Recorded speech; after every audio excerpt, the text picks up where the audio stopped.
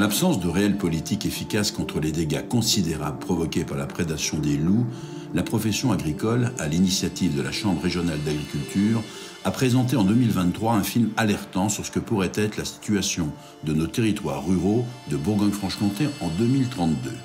Largement partagé, ce film devenu référence a été récemment visionné par des acteurs de la région, au cœur de l'actualité, d'horizons divers. Ils ont souhaité s'exprimer, écoutons-les. Imaginons l'état de nos campagnes dans 10 ans. 2032. Quand je suis arrivé, il y avait 5 exploitations sur la commune. Maintenant, il n'y en a plus qu'une, celle-là. Et encore, la semaine dernière, il y a un veau qui s'est fait attaquer. Je suis même pas sûr qu'ils vont rester. Moi, le loup, j'étais pas contre. Quand je suis arrivé, je trouvais ça bon. Plutôt sympathique, même. Puis voilà. Mais nous, on n'y croyait pas. On a eu des béliers, des brebis, des agnelles de dévorer. On a essayé de trouver des solutions, mais c'était infaisable. Aujourd'hui, dans notre métier, on se rend compte que c'est plus possible. C'est invivable. Alors les brebis, là maintenant, elles sont tout le temps enfermées. C'est du foin, du grain. Honnêtement, quand on a tourné, non, je pensais pas qu'on allait être confronté maintenant toutes les semaines par la prédation dans notre région. Et en plus, maintenant, tous les éleveurs doivent se sentir concernés. On le voit, les attaques sont régulièrement sur les bovins et puis sur les animaux de compagnie aussi. Donc tout le monde doit se sentir concerné par le sujet, c'est très important. C'est pas dans 10 ans ce qui va se passer là. Ça se passe maintenant. Et je me rappelle, il y a 15 ans, un client des Alpes me disait « Tu verras Christine, tu auras le loup bientôt chez toi ». Et vous voyez, nous l'avons et nous ne l'avons pas eu qu'une fois. J'ai été prédatée en janvier 2021 et cette année, j'ai eu 5 attaques. Je suis d'origine parisienne, donc je comprends qu'on veuille réintroduire les animaux, mais il y a des limites. Je pense qu'il faut trouver un juste milieu et pas dans des discussions haineuses les uns contre les autres. Non, une vraie discussion pour être proche de la réalité, mais de voir toutes les réalités. Tous ces éléments, ça amène quand même à réfléchir sur l'avenir de l'élevage dans nos territoires national et régional. On peut se demander qu'est-ce que l'agriculture va devenir demain. Est-ce que les bêtes elles vont devoir être tout le temps enfermées? C'est pas l'image qu'on se fait de l'agriculture. Le sujet il est assez délicat à aborder. Les étudiants qui connaissent pas justement les situations dans les zones d'élevage, ils ont du mal des fois à comprendre ces propos. Donc voilà les fromages frais que je fais, les fromages frais du jour. Donc voilà, depuis une dizaine d'années, ils n'ont plus le même goût. Étant donné que les chèvres ne sortent plus, ils n'ont plus leur typicité. C'est vrai que j'aimerais travailler dans l'élevage, auprès des éleveurs. Aujourd'hui, on a beaucoup de filières de produits de qualité. Et donc, dans quelques années, on ne sait pas comment ça pourra évoluer et comment on sera capable d'accompagner les éleveurs et de leur promettre un sens à leur métier au vu des circonstances actuelles. Qu'est-ce qu'on veut dans nos assiettes pour demain? Les produits d'une agriculture qui ont donné la première gastronomie du monde, ou bien des produits agricoles issus d'une idéologie fantasmatique. Je sais que le loup, de toute façon, il est apte, de par sa démographie, de par ses capacités d'adaptation, à occuper tous les territoires, montagne ou plaine, bocage, plaine céréalière, on le trouvera partout. Ouais, on en était rendu à peu près une attaque par semaine. Alors, on nous a dit, ouais, vous serez subventionnés pour mettre de la clôture électrique partout, mais moi je veux pas être subventionnée. C'est pas ma mission d'agriculture, ça. Je n'avais pas imaginé que ça pouvait aller aussi vite que ça. On est vraiment devant une contradiction de notre société, mais qui ne veut pas comprendre qu'il y a à la fois une nature, mais que cette nature, il faut la réguler. C'est exactement comme, par exemple, toute proportion gardée, quand vous avez les sangliers qui attaquent les récoltes, qui détruisent des récoltes, eh bien, on régule la population de sangliers. Le loup, c'est la même chose. Organiser une protection, c'est mission impossible. Et d'ailleurs, ça a été dit dans le film, en plus de ça, même avec la protection, soit les clôtures, éventuellement les chiens et les patous, ça ne gère pas forcément le problème et les attaques continuent. Si il n'y a pas de régulation des populations de loups, demain, comme ça a été dit dans le film, on verra la friche dans toutes les parties les plus difficiles du territoire. Je crois que plus que perdre une jeunesse, le plus dur, c'est de perdre le sommeil. Et aujourd'hui, on a des agriculteurs qui n'en peuvent plus. C'est des familles qui sont à bout. C'est des villages qui sont suspendus dans le temps, donc il va falloir que ça s'arrête et qu'on trouve des solutions. Et franchement, voir mon père pleurer, anéanti, après ces attaques, c'est difficile à vivre. Il y a beaucoup d'émotions dans ce film.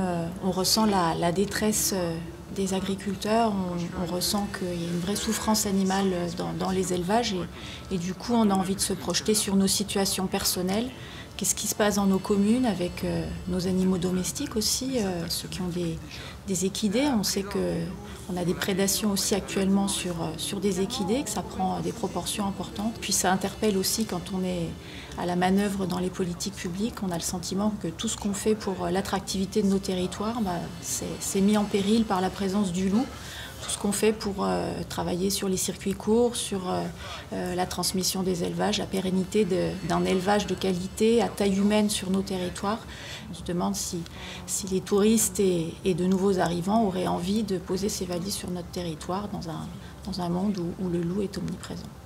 Je suis un amoureux de la ruralité, de la faune. Depuis 63 ans, je vis à la campagne. J'ai toujours été dans la nature avec mes grands-parents, avec mes parents. J'ai une très grande connaissance des animaux, des champignons, de la nature. Je ne souhaite pas que ce biotope change. Le nombre de brebis victimes des attaques de loups s'élève à 758 en 2021. Ça a plus que doublé en un an. On peut se poser la question de comment ce sera l'année prochaine. Est-ce que ce sera 2 fois plus, 3 fois plus ? 9 attaques sur 10 sur tout le territoire national se fait en présence des moyens de protection qui existent déjà.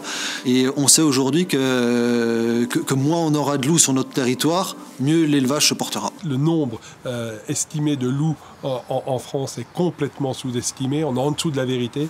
Forcément qu'il faut réguler. Forcément qu'à un moment donné, il faudra passer au-delà de tirs comme on peut le faire sous la responsabilité d'un préfet. J'espère que la réflexion qu'on est en train d'engager au niveau de l'Europe sur le statut de l'espèce loup va avancer et qu'à un moment donné, on pourra avoir un vrai quota de loups à prélever, y compris par les chasseurs.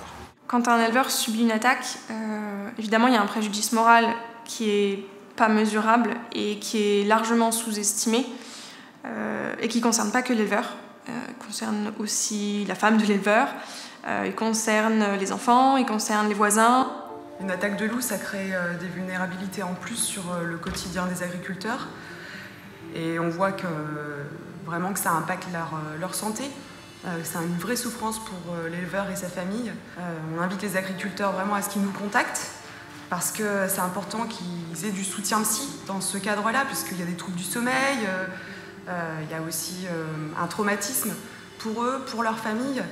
Alors au-delà de l'aspect humain, parce qu'il y a quand même eu des éléments de détresse dans ce film, au-delà de l'aspect humain, je crois que ça conforte l'idée qu'un certain nombre avaient depuis longtemps, que la coexistence ou la cohabitation entre le loup et le pastoralisme n'est pas possible. C'est forcément un sujet compliqué dans une société qui se radicalise. Je pense qu'il n'est plus possible de laisser la situation évoluer comme elle évolue aujourd'hui. On voit bien que le loup progresse à la fois en effectif et en occupation de territoire. Donc je pense qu'il convient aujourd'hui d'y mettre un terme. Il ne s'agit pas d'éradiquer le loup, mais de faire en sorte que les effectifs soient compatibles avec le maintien de cette activité pastorale qui est majeure pour la France, pour le climat. On parle beaucoup du climat, mais aussi pour notre région. Écoutez, on a cette chance ici en Bourgogne-Franche-Comté d'habiter une magnifique région. L'histoire de ce territoire, les hommes et les femmes qui l'ont forgé, ont réalisé un chef-d'œuvre d'équilibre entre la forêt, les terres labourées, mais aussi les prairies qui occupent quasi la moitié de notre territoire, prairies sur lesquelles paissent en liberté, tranquillement, avec le savoir-faire des éleveurs, les espèces bovines, ovines, équines. Un prédateur pourrait bien fragiliser toute cette histoire à laquelle je pense. Nous sommes toutes et tous finalement assez attachés. Après avoir entendu les préoccupations des uns et des autres. Le moment est quand même d'arrêter une position de respect, de sagesse et de raison. Et aujourd'hui, je pense que les différents décideurs, qu'ils soient politiques, qu'ils soient administratifs, doivent convenir que l'élevage, les éleveurs, leurs familles, les jeunes qui demain mettront le pied à l'étrier sont quand même un écosystème plus précieux que la surpopulation d'un prédateur. Je pense que le monde agricole est capable d'entendre et finalement d'admettre que pour diverses raisons de sensibilité, de vision, de sentiment, une espèce qui a été un moment menacée puisse être protégée dans le cadre européen avec une déclinaison nationale extrêmement stricte. Mais tout le monde s'est accordé à dire qu'à partir du moment où nous avions 500 loups sur le territoire, l'espèce n'était plus en voie de disparition. Au nom de toute cette jeunesse qui aime ces territoires ruraux, reste passionnée d'élevage, honnêtement, unissons nos forces, soyons raisonnables. Le bon sens paysan mérite d'être écouté dans cette affaire-là. Je pense que les demandes ne sont pas déraisonnables et je suis convaincu qu'elles peuvent être partagées pour le bénéfice de tous.